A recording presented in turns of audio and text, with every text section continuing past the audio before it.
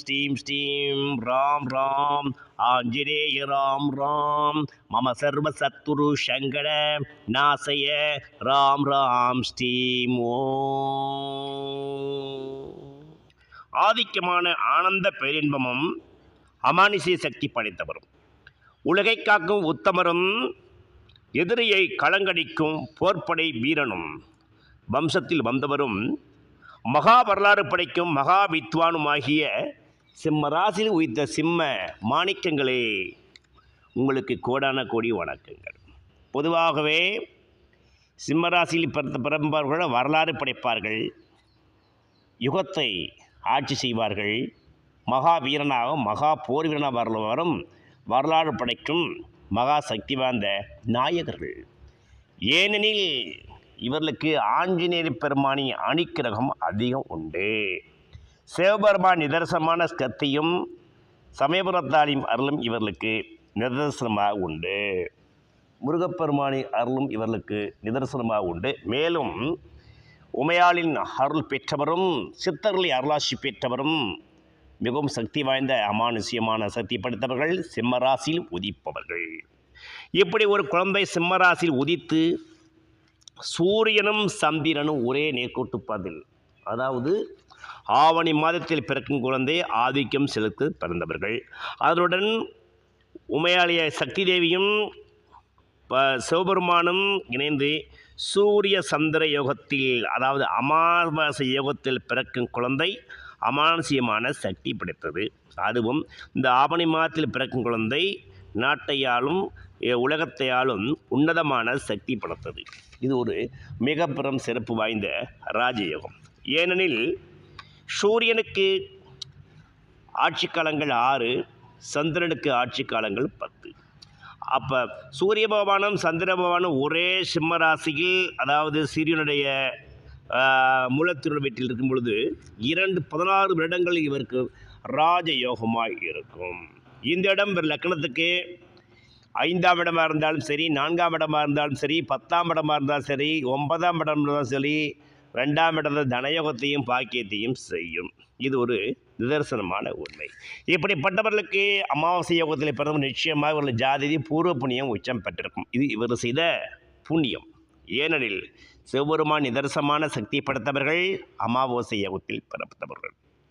நூற்றுக்கணக்கான லட்சக்கணக்கான ஜாதகங்களை ஆராய்ந்து பார்க்கும் பொழுது அமாவாசை யோகம் பிறப்பெடுப்பது அவர்கள் முற்பிறவில் செய்த தவ பயனின் பயனால் தான் கிடைக்கின்றது. ஏனெனில் சக்தி தேவியின் அருள் இந்த குடும்பத்தில் இருந்தால்தான் இந்த சூரிய பகவானுடன் சக்தி இணைந்து சூரிய சந்திரன் என்று சொல்லக்கூடிய சிவசக்தி யோகத்தில் ஒரு குழந்தையை பிறக்க முடியும். அப்பொழுது அமானுஷ்யமான சக்தி பட்டவர்கள் இவர்கள். கதை காவியம் கற்றை எழுதுவதில் வல்லவர்கள், மகா சக்தி வாய்ந்தவர்கள், உலகை ஆளும் உத்தமர்கள், இரட்சகர்கள், உலகை எதிரிய துவம்சம் செய்யும் மகா சக்தி வாய்ந்த மகா பிரமாக்கள் என்றே சொல்லலாம். அப்படிப்பட்ட ஒரு நிதர்சனமான அமைப்பு சூரியனும் சந்திரனும் சிம்மத்தில் உட்காருவது பல நூறு ஜாதகங்களை ஆராய்ந்து பார்த்து சிலருக்கு மட்டும்தான் இது யோகமாக ராஜயோகமாக இருக்கும். ஏனெனில் இதை பெரும் தனக்காரன் குரு பகவான் பார்த்தால் இன்னும் யோகம் சிறப்பாக வேலை செய்யும். மேலும் இந்த சூரிய பகவானுக்கு 2ஆம் வீட்டில் தனக்காரன் ஆட்சி உச்சம் பெற்றிருந்தால் இன்னும் சிறப்பாக வேலை செய்யும். இந்த 12க்குரிய சந்திர பகவான் தான் சூரியனோடு இணைஞ்சி சூரிய சந்திர யோகத்தில் அமையப்பட்டுள்ளது. ஆக மொத்தத்தில் இந்த 12 கட்டங்களில் 5ஆம் கட்டம் என்று சொல்லக்கூடிய சிம்ம கட்டம் ஒரு மனிதருக்கு மிகப்பெரிய ராஜயோகத்தை தருகின்றது. இப்படிப்பட்ட சிம்ம கட்டம் மேஷம் 10, ரிஷபம் 20, மிதுனம் 30, கடகம் 40, சிம்மம் 50. அதாவது இவர்களுக்கு புகழ் செல்வம் செல்வாக்கு 50 வயதுக்கு பிறகு தான் கிடைக்கும். ஏனெனில் இந்த 49 வருட காலம் வரை இவர்கள் இந்த பிரபஞ்சம் இவர்களை நல்ல ஒரு பயிற்சி பற்றுனராக, ஒரு சக்தி படத்தை நல்ல ட்ரைனிங் கொடுத்து இவர்கள் உலகம் இப்படித்தான், இந்த மனிதர்கள் இப்படி தான் இவர்கள் பயிற்சி கொடுத்து இவர்களை தேற்றிவிடும். அந்த பயிற்சியின் போது இவர்கள் நல்ல அப்ரண்டிஸ் பெற்று மிகவும் சக்தி வாய்ந்த மாமனிதராக வலம் வருவார்கள்.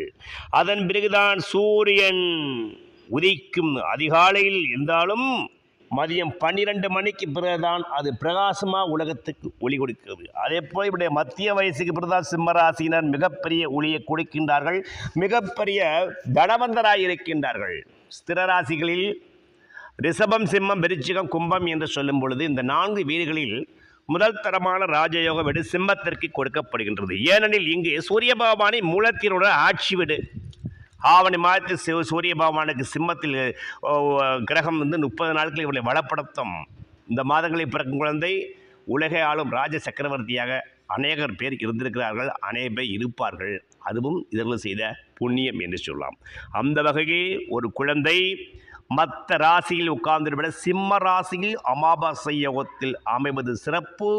இந்த ஜாதகத்துக்கு 4ஆம் இடத்தில் ராகுவும் உச்சம் பெற்றிருந்தால் இன்னும் நிதர்சனமான ராஜயோகத்தை தந்து இந்த சந்திரதச சூரியதிசை மட்டும் இல்லாமல் இவர்கள் ஆயுள் முழுவதும் 50 வயதுக்கு மகா சக்கரவர்த்தியாக வாழ்ந்து பூலோக அதிசயங்களையும் அற்புதங்களையும் செய்து மிகப்பெரிய சக்கரவர்த்தியாக 1000 பேர்களை போஷிக்க மிகப்பெரிய ராஜாவாய் வாழ்வரும் ராஜயோகம் பெற்றவராய் இருப்பார்கள்.